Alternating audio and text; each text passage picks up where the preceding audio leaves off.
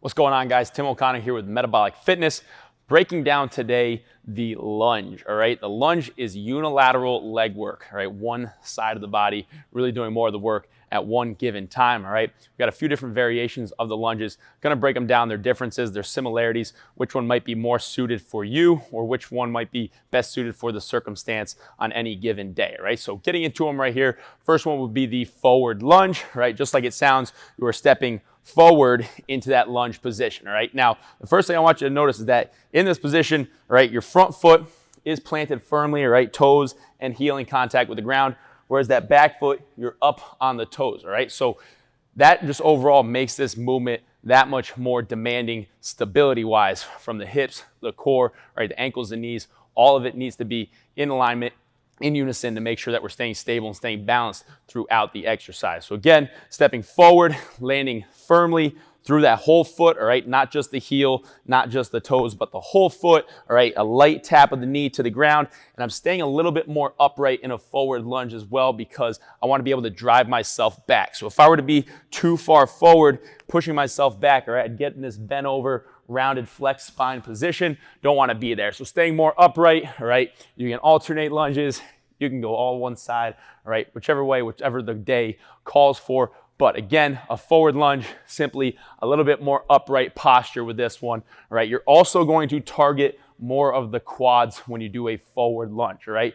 Being that when you're here, again, you're really loading up not only that front leg, but the back leg, as well as this push backwards, all right? You're driving a little bit more through the forefoot, through the balls of your feet, which is going to engage the quad as you drive yourself back up to the top, all right? Now, flip it over to the reverse lunge, all right? Instead of stepping forward, we're stepping reverse, all right? The front foot is still the working leg, the working side, all right? Still planted firmly, heels, toes, all the way through the floor, and that back foot, again, on the toes.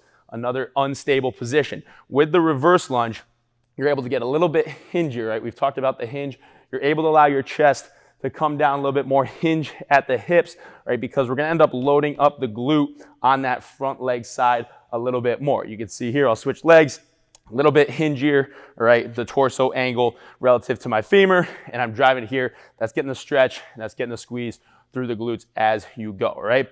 The reverse lunge, typically a little bit more knee-friendly of a variation, right? And again, that's because we're able to keep our weight back, more so in the heel. Again, full foot in contact with the ground, but loading up through that heel allows us to keep that hamstring engaged, allows us to drive through the glute, right? And keeps that knee in a much safer position, all right? Now, as far as loading up the lunges goes, all right? You can do this just as we would a front squat, just as we would a sandbag squat, just as we would a goblet squat. You can hold all those weights that way. You can also hold them at your side. And we can also make this not only a unilateral leg exercise, right, but we can load it in what we call contralateral or ipsilateral, right? Contralateral being opposite of the working leg. So if in a forward lunge, my right leg being the working leg, contralateral would be loading the opposite side. So I could hold it suitcase style here. I could half rack that weight, all right? And again, just adding another component of instability because the loading is on this side. It wants to pull my body into side flexion, all right? So I'm fighting that, resisting, staying tight and taut through my core, right? Or there's ipsilateral, which would be loading up the same side of the body, right? A little bit more stable, right? Because the weight is now loaded really over that working leg, a little bit more stable of an environment for your body to work at. Again, either down at the side, suitcase style, or up at the top right there, right? But either way, again, you're getting good quad work, you're getting good glute work, you're getting a ton of core work, right? Not only through your abdominals and your lower back, but the hips, right? The knees, all those are working in unison to keep you stable, right? But